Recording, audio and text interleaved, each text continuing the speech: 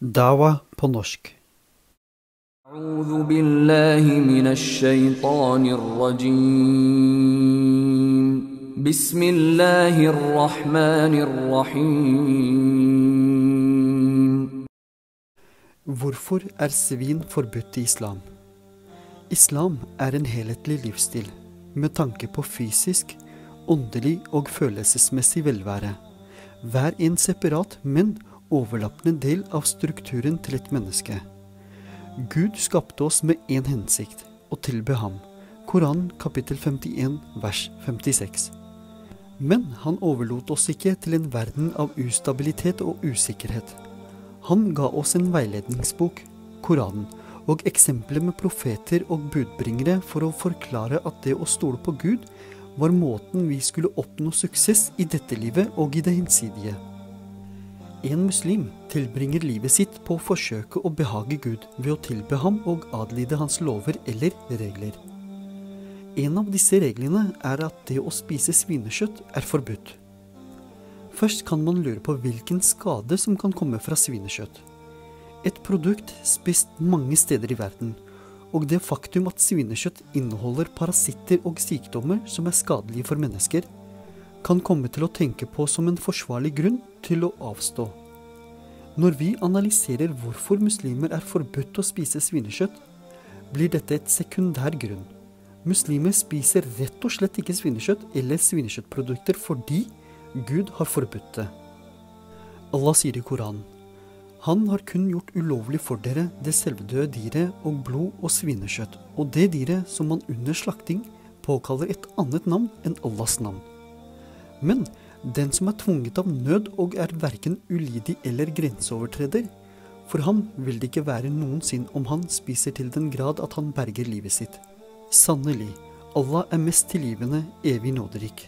Koran kapittel 2, vers 173. Noen ganger kan vi aldri vite eller forstå hvorfor Gud har ordinert noen ting og forbudt andre.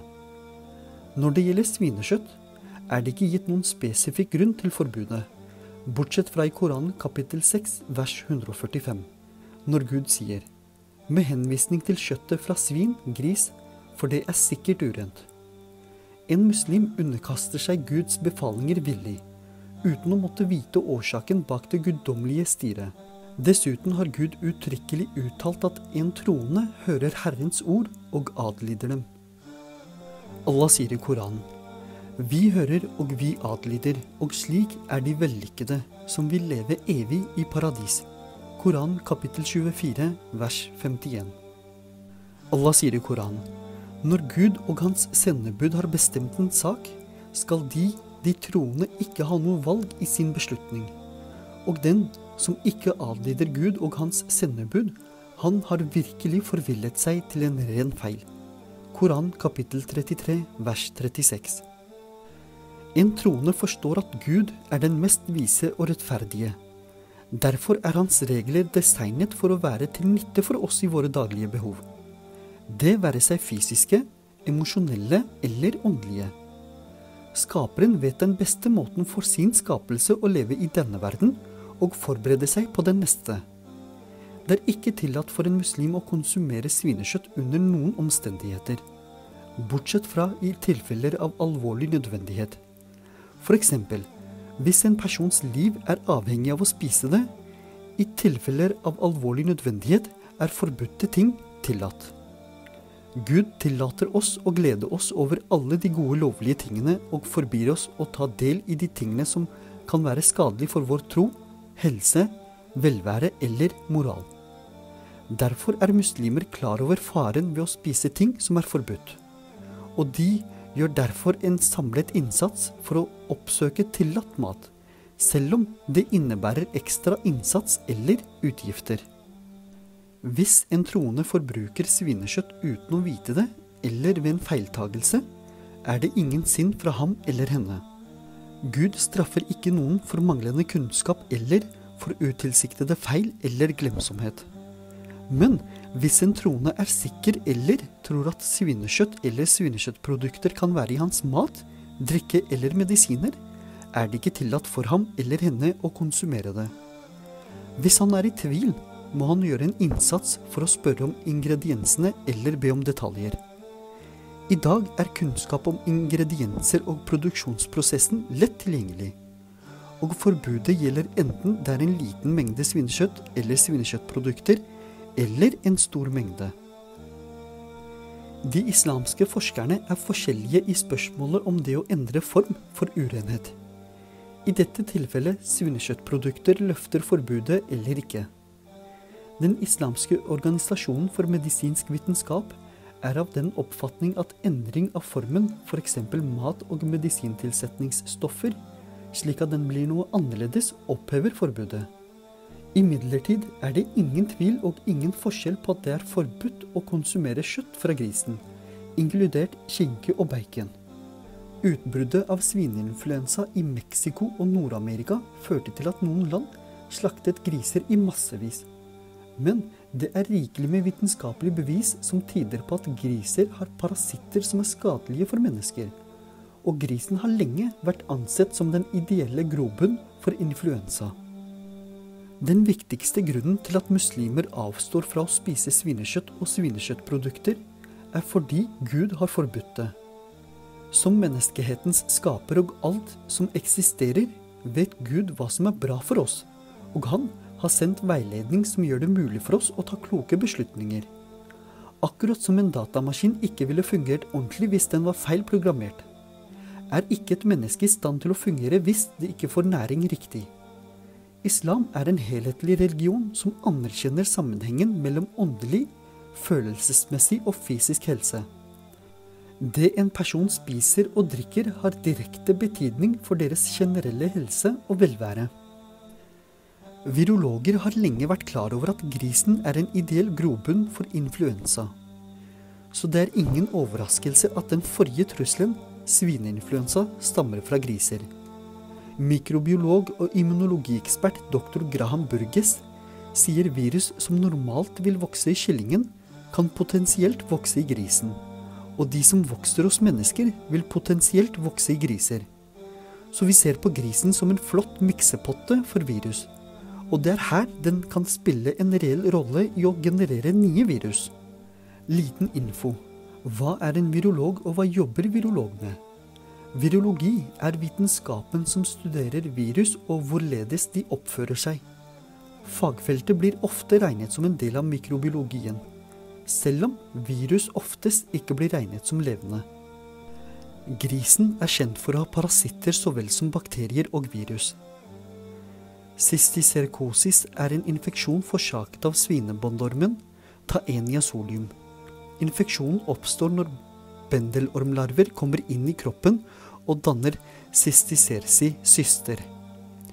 Når cysticerci blir funnet i hjernen, kalles tilstanden neurocysticercosis. Denne bendelorm hos grisen finnes over hele verden, men er mest problematisk i fattige og utviklingsland, hvor griser har lov til å streife fritt og ofte spise avføring fra mennesker. Denne infeksjonen kan forekomme selv i moderne utviklede land, men CDC rapporterer at det er svært sjeldent i muslimske land, hvor det er forbudt å spise svinekjøtt. Trichinellosis, også kalt trichinosis, er forårsaket av å spise rå eller underkokt kjøtt av dyr smittet med larver av en art av ormer som heter trichinella. Infeksjonen forekommer oftest hos visse ville kjøttetende dyr, men det kan også forekomme hos tamsvin. CDC advarer om at hvis et menneske spiser kjøtt som inneholder smittsomme trichinella-syster, løser siren i magen det harde dekket av sisten og frigjør ormene. Ormene passerer i tynntarmen og blir modne på 1 til 2 dager. Etter paring legger voksne kvinner egg. Disse eggene utvikler seg til umodne ormer, vandrer gjennom arterier og transporteres til muskler. I musklene krøller ormene seg til en ball og blir lukket i en kapsel. Denne infeksjonen oppstår når disse ensisteormene konsumeres i kjøtt. Antall tilfeller av trichinellose over hele verden har redusert jevnt og på grunn av en bevissthet om farene ved å spise rå og underkokt svinekjøttprodukter, og lovgivning som forbyr mating av rå kjøtt, søppel til griser. Griser er altetende, noe som betyr at de spiser både planter og dyr. Griser vil rense og spise hvilken som helst type mat, inkludert døde insekter, ormer, tre, bark, råtne kadaver, søppel og til og med andre griser. Griser har svært få svettekjertler, så de klarer ikke å kvitte seg med giftstoffer helt. Nye bevis indikerer at oppdrettspraksis fører direkte til spredning av bakterielle infeksjoner hos mennesker. Griser lever ofte i små rom og fete forhold som eksisterer i mange moderne fabrikkgårder. Og studier viser at griser ofte huser antibiotikaresistente stabbakterier. Denne medikamentresistente bakterien kommer nå inn i matforsyningen. Og nylige undersøkelser i USA indikerer at 49% av grisene og 45% av grisearbeiderne nå huser disse bakteriene som er ansvarlige for å drepe mer enn 18 000 mennesker i USA hvert år. Allah sier i Koranen, han har forbudt deg bare døde dyr og blod og svinekjøtt. Koran kapittel 2 vers 173. Allah sier i Koranen, for det er sikkert urent. Koran kapittel 6 vers 145. Muslimer avstår fra å spise svinekjøtt og svinekjøttprodukter fordi Gud har forbudt det.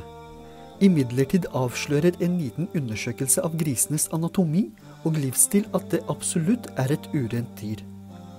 De som er interessert i å spise sunne, naturlige og rene matvarer, vil gjøre det bra å avstå fra svinekjøtt og svinekjøttprodukter.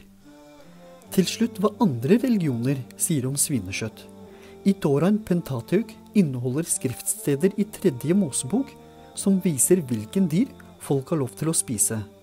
Den bemerker først hva som kvalifiserer et dyr som er absolutt tillatt. Alle som har klover som er kløvd helt igjennom og som tigger drøv, kan dere spise. Bibelen 3. Mosebok kapittel 11 vers 3. Dyr som har klover i hovene og tigger drøv, er drøvtiggere som kyr, sauer og hjort. Denne teksten spesifiserer ikke alle mulige dyr etter navn, bare deres oppførsel. Teksten fortsetter med å beskrive spesifikke dyr som er kjent og som oppfyller en, men ikke begge, disse kvalifikasjonene, og derved forbyr forbruket. Den utdyper ikke den eksakte grunnen til et annet forbud enn fysiske egenskaper. Griser er beskrevet i dette avsnittet som forbudt fordi de har kløver, men ikke tigger drøv. Og grisen, for den har klover som er kløvd helt igjennom, men tigger ikke drøv. Den er uren for dere. Kjøtt av disse dyrene må dere ikke spise, og de døde kroppene må dere ikke røre. De er urene for dere. Bibelen 3. Mosebok, kapittel 11, vers 7-8. 5. Mosebok utvides på listen over tillatte dyr. Du skal ikke spise noe stygt. Dette er de dyrene dere kan spise. Okse, sau og geit, hjort, gassel, dådyr, steinbukk, antilope, villokse og villgeit. Alle dyr som både har klover som er kløvd helt igjennom og som tigger drøv, kan dere spise. Men av dyr som enten tigger drøv eller har klover som er kløvd helt igjennom, skal dere ikke spise kamelen, haren og fjellgrevlingen, for de tigger nok drøv, men har ikke klover, og dere skal holde dem for urene. Svinet skal dere også holde for urent, for det har klover, men tigger ikke drøv. Kjøtt av disse dyrene skal dere ikke spise, og skrottene deres skal dere ikke røre. Bibelen 5. Mosebok, kapittel 14, vers 4-8. 5. Mosebok gjentar det 3. Mosebok sier om griser. Og grisen fordi den har delt klov, men ikke tigger drøv. Det er urent for deg. Du skal ikke ete av kjøttet deres eller berøre kadaveret deres. Bibelen 5. Mosebok, kapittel 14, vers 8. Med dette så takker jeg for meg inntil videre. Wakhiru dawan alhamdulillahi rabbil alamin. All lovsanger og takk til Allah, universets herre. Amin, ya rabbul alamin. Takk for at du så på. Husk å abonnere, like og dele kanalen videre.